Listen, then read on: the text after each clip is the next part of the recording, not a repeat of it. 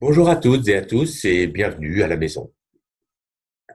Je suis René David Adjage et je suis d'ores et déjà très heureux d'avoir la chance, le plaisir de vous retrouver très prochainement et de partager avec vous quelques réflexions issues de ma pratique de coach et de superviseur au cours du webinaire ICF Synergie. Pensée critique, créative et dialogue socratique. C'est un titre qui, je l'espère, a suscité quelques questions que nous aurons l'occasion d'aborder au cours du webinaire. Avant d'aller plus loin, je veux partager avec vous une citation de Socrate qui m'a inspiré et qui illustre bien ce thème. Les gens que l'on interroge, pourvu qu'on les interroge bien, trouvent d'eux-mêmes les bonnes réponses. Comme moi, vous connaissez les bienfaits et la puissance du questionnement, une des bases de notre métier de coach, superviseur. Mais connaissez-vous le questionnement du non-savoir, c'est-à-dire inviter notre client à aller au-delà de ses pensées, de ses idées, de ses ressentis, l'inviter à se remettre en question, à analyser les choses d'une façon différente, faciliter son envie d'aller plus loin dans sa réflexion pour pouvoir se remettre en mouvement. Ce sont les principes, les leviers et la puissance de la pensée critique, créative et du dialogue socratique que nous aurons le plaisir de partager ensemble. Je vais vous faire une confidence. Mon grand-père était rabbin et un de ses plaisirs était de transmettre et de raconter de fabuleuses histoires qui ont guidé mon imaginaire et éveillé mon esprit. J'ai appris avec lui, d'abord par jeu et espièglerie et ensuite par intérêt, les bases du pilpoul. En hébreu, ça veut dire poivre ou piment.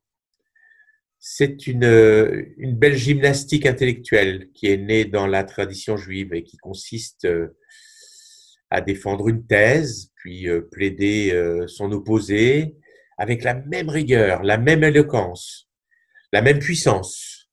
C'est prendre à cœur de démontrer des choses qui sont complètement invraisemblables parfois, à travers un raisonnement logique et implacable. Tout petit déjà, j'ai acquis très tôt le plaisir et le goût d'être curieux, le goût de débattre le plus librement possible, avec l'idée de comprendre. Et donc, pour cela, souvent, de remettre en question pour comprendre au-delà de mon premier niveau de compréhension. Aujourd'hui, dans ma pratique, j'ai transformé cette notion de pile-poule en débat contradictoire, en technique, en outil d'accompagnement. Je remets souvent en cause ce que me dit mon client.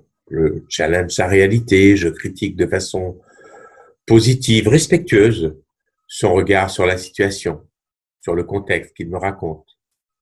Mais je l'invite souvent à explorer d'autres angles de vue, à questionner, à re-questionner parfois les éléments de son histoire et aussi à se remettre en question. Le concept de la pensée critique, à ne pas confondre avec esprit critique que nous aborderons aussi évidemment pendant le webinaire, est un mode de raisonnement contradictoire, exigeant, créatif, qui favorise la mise en perspective et en systémique l'ensemble des éléments, des enjeux qui sont en présence pour les rendre plus clairs, plus lisibles possible, en restant évidemment dans le cadre éthique de notre métier de coach. Dans notre pratique du coaching, nous engageons aussi systématiquement un dialogue du sachant masqué, non sachant avec notre client, comme Socrate. Et tout l'enjeu de cette posture est de veiller en permanence à ce que notre client garde le cap, malgré un énorme brassage d'informations.